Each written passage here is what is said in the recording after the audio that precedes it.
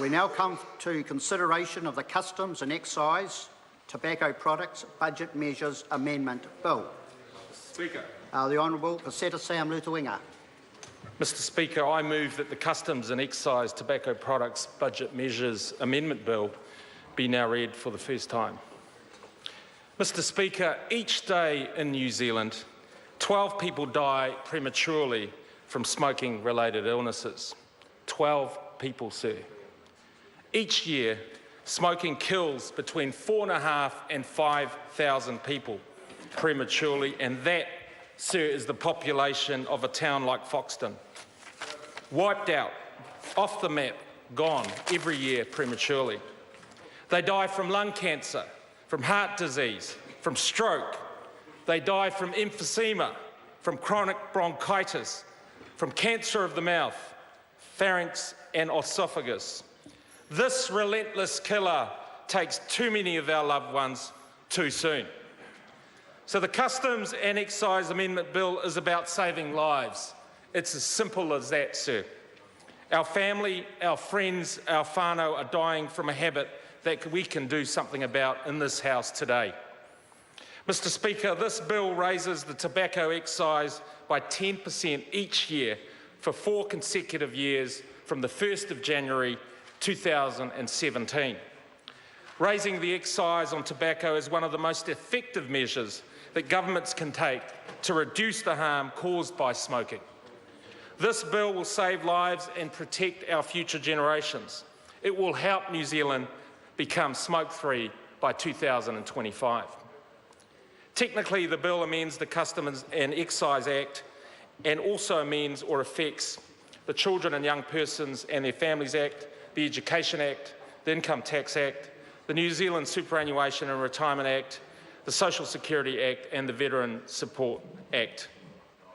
Mr Speaker, the amendments contained in the bill amend the Customs and Excise Act by continuing increases in excise and excise equivalent duty on tobacco products.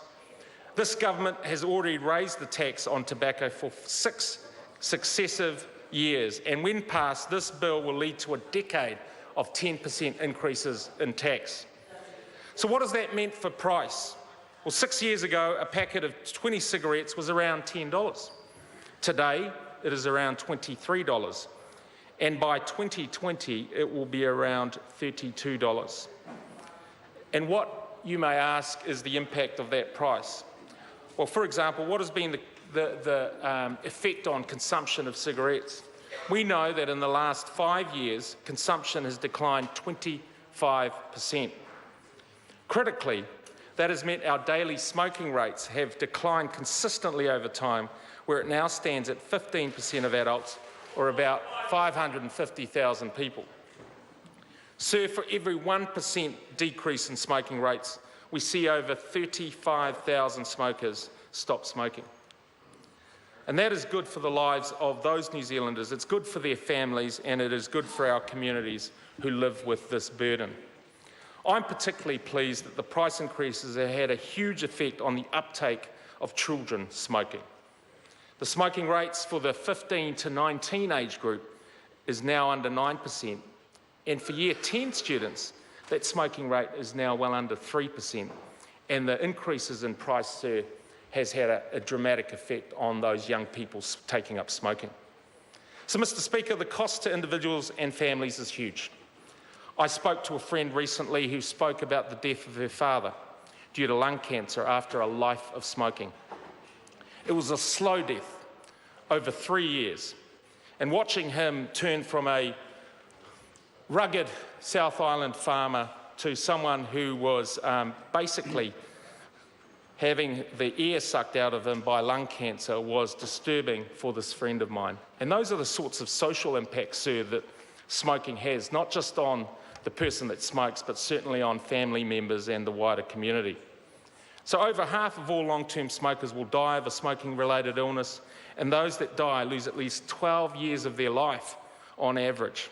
Those that die in middle age, sir, lose on average 23 years of their lives.